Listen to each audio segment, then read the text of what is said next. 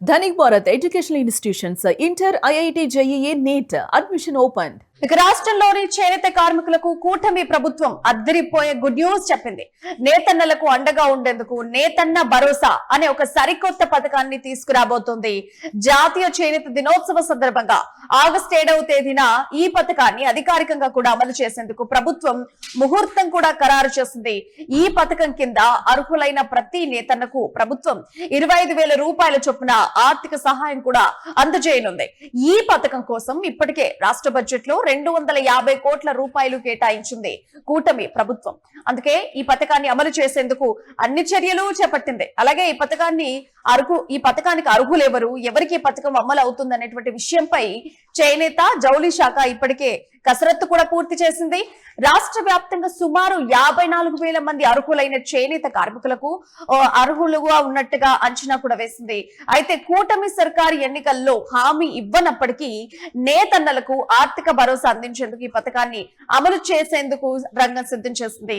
ప్రభుత్వ సొంత మగ్గం ఉన్న వారు కూడా ఈ పథకానికి అర్హులేనని ప్రభుత్వం ఓవైపు స్పష్టం చేస్తూ వస్తోంది.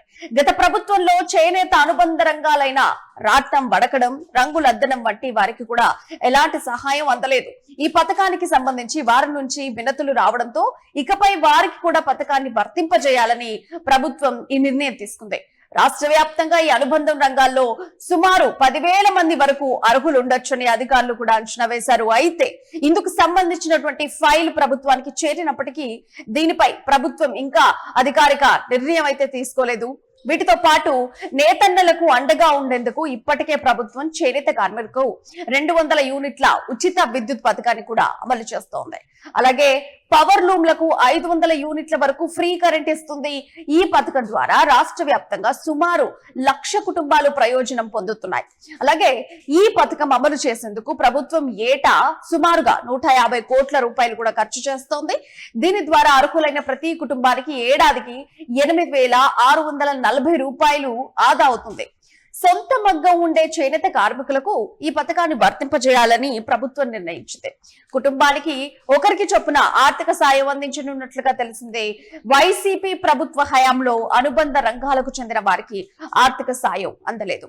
అయితే విజ్ఞప్తులు రావడంతో చేనేతకు అనుబంధంగా ఉండే రాట్నం వడకడం, రంగులు అద్దటం తదితర రంగాల వారికి కూడా పథకం వర్తింపజేసేందుకు అధికారులు ప్రతిపాదనలు రూపొందించినట్లు తెలిసిందే. ఈ రంగాలకు సంబంధించి రాష్ట్ర వ్యాప్తంగా 10,000 మంది అర్హులు ఉంటారని అంచనా. ఇందుకు సంబంధించిన వివరాలను అధికారులు ప్రభుత్వానికి నివేదించారు. దీనిపై కూటమి ప్రభుత్వం నిర్ణయం తీసుకోవాల్సి ఉంది. అయితే ఇప్పటికే చేనేత కార్మికులకు ప్రభుత్వం అన్ని విధాలా అండగా నిలుస్తోంది. చేనేత మగ్గాలకు నెలకు 200 యూనిట్లు, పవర్ లూమ్లకు 500 యూనిట్ల వరకు ఉచిత విద్యుత్ ను అందిస్తున్నారు. చేనేతలకు ఉచిత విద్యుత్ పథకానికి సంబంధించి ప్రభుత్వం ఏడాదికి 150 కోట్లు ఖర్చు చేస్తోంది. మరోవైపు చేనేతలకు పెన్షన్ను 4,000 రూపాయలకు కూటమి ప్రభుత్వం పెంచిన విషయం తెలిసిందే. అయితే ఆధునిక యంత్రాల కొనుగోలుపై 90% రాయితీ అందిస్తున్నారు. ముడి సరుకులపై 15% రాయితీని ప్రభుత్వం ఇస్తుంది. ఇలా పలు విధాలుగా చేనేతలకు కూటమి ప్రభుత్వం అండగా నిలుస్తుండగా తాజాగా నేతన్నకు భరోసా పథకాన్ని కూడా అమలు చేసేందుకు సిద్ధమైంది.